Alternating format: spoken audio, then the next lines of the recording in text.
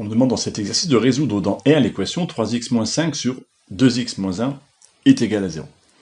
On comprend bien que la difficulté de cet exercice réside à avoir une fraction et donc un dénominateur, ici là, qui va nous poser problème, qui rend a priori peu sympathique cette équation.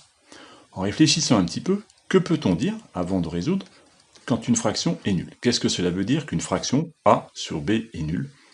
Eh bien, cela est équivalent à dire que a est égal à 0, puisqu'une fraction ne peut être nulle que si le numérateur est nul, et au préalable, cette fraction n'existe que si b est nécessairement différent de 0.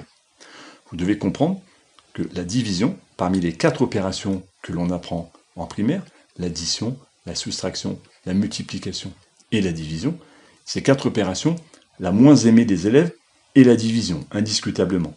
Les élèves n'aiment pas la division, car opérer une division n'est pas très sympathique, et les élèves s'y perdent un petit peu. Mais ce n'est pas pour ça que la division pose problème.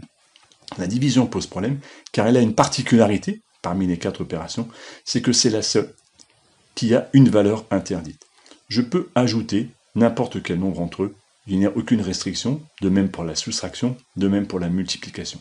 La division, elle, n'existe pas par 0. Je n'ai pas le droit de diviser par 0. 37 divisé par 0 n'existe pas. Dès lors, le mathématicien, lorsqu'il va opérer, doit être extrêmement vigilant dès qu'il utilise la division. Le nombre par lequel je divise peut-il être nul? Et dans le cas présent, avant de commencer à démarrer, on voit qu'on opère ici une division. Il va falloir au préalable absolument s'assurer que le dénominateur ne soit pas nul.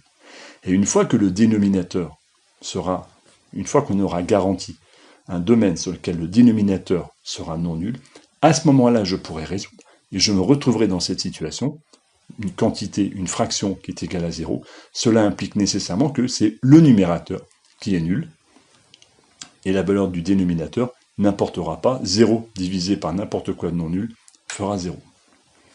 Mettez la vidéo en pause, essayez de résoudre par vous-même cet exercice que je viens de défricher. Nous allons passer ensemble à la correction. La première chose consiste donc à chercher le domaine de définition, et donc on va résoudre 2x moins 1 est égal à 0. On va donc chercher les valeurs qui annulent le dénominateur, et cela est équivalent à dire que x est égal à 1,5. Donc la valeur 1,5 n'existe pas pour l'expression qui m'est proposée. On va donc définir un domaine, grand D, qui va être défini par toutes les valeurs de R, sur laquelle on va enlever la valeur interdite 1,5. Dès lors, on va pouvoir résoudre l'équation de départ, non plus sur R, mais sur l'ensemble grand D.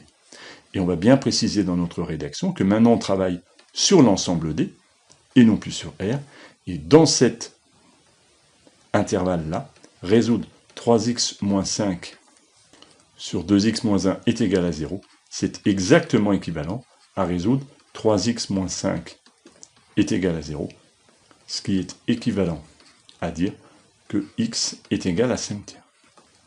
On vérifie que cette valeur 5 tiers appartient bien au domaine, c'est-à-dire que 5 tiers n'est pas la valeur interdite, donc 5 tiers existe bien, c'est une solution qui est acceptable. On peut donc conclure que x est égal à 5 tiers. Cet exercice est terminé.